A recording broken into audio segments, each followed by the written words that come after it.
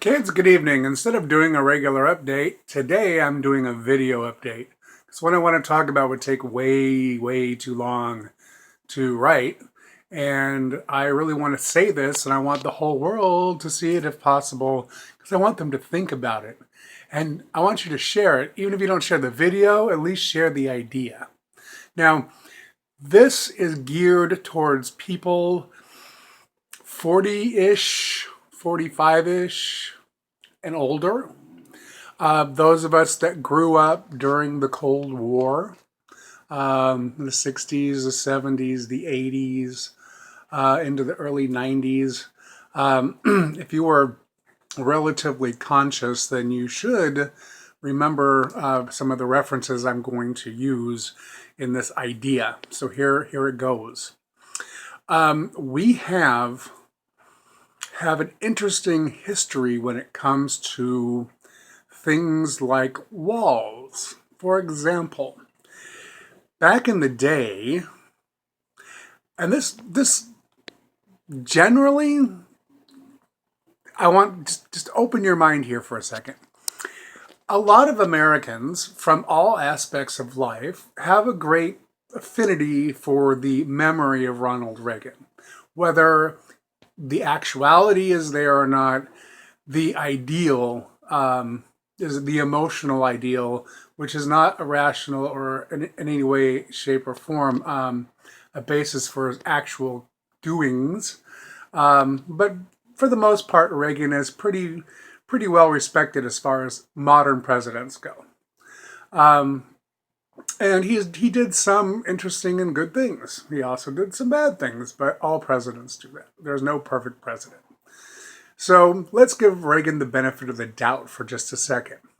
Now, after World War II, the United States and Russia basically divvied up Europe. And to keep things under control, the Russians built a wall in Berlin. If we all remember that. Now, that wall was to keep us out, but it also kept them in. So that was what the wall was all about. And it was a big point of contention because supposedly that wall was offensive to us because it was against our values. So when Reagan swooped into office and decided he was going to outspend Russia until he brought them to his knees by borrowing trillions of dollars, which he actually did, and he actually did, he very arrogantly went to Berlin and he told Mr. Gorbachev, if you remember the speech, if not, look it up, Google it, see it on YouTube. It's all over the place. That tear down that wall speech. It was moving all over the world. And eventually that wall got torn down. It got torn down mostly by the Western Germans. But the Eastern Germans didn't fight back like they used to or try to stop it. So what happened? Eventually Germany unified. But when Reagan first said tear down that wall, it terrified a lot of people, including the French and the British, because they had fought 2 world wars because of Germany's adventurism. And the last thing they wanted to see was a large, strong Germany again, because they had a repeated history of adventurism.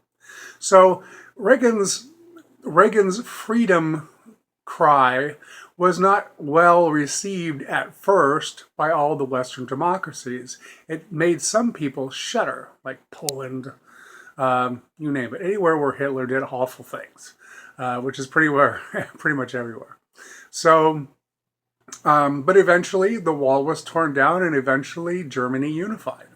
And there was no atom bomb, there was no great problem, there was no drama. It just happened.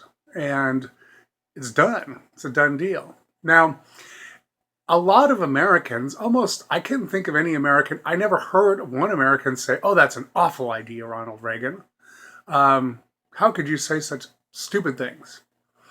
Actually, because he was speaking for, quote, American values or our values, most of us bought into it and said, yeah, we shouldn't be restricting people like that. That's not an American value. Now, in the modern GOP and Tea Party and all the right-wing conservatives seem to have this ideal of Ronald Reagan as like their ultimate president, and they are still trying to model themselves after Ronald Reagan. And they still invoke his name like 5 million times a day. Now, Ronald Reagan was about tearing down walls. And today, the leader of the GOP field is Mr. Trump. And Mr. Trump wants to build a wall. And no one seems to be talking about the irony of that.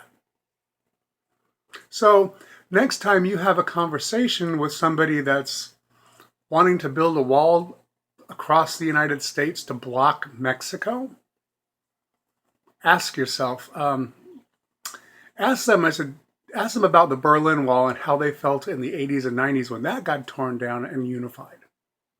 And then how do they square that circle? That's an important conversation to have because no one's talking about it. Just saying. Have a good evening.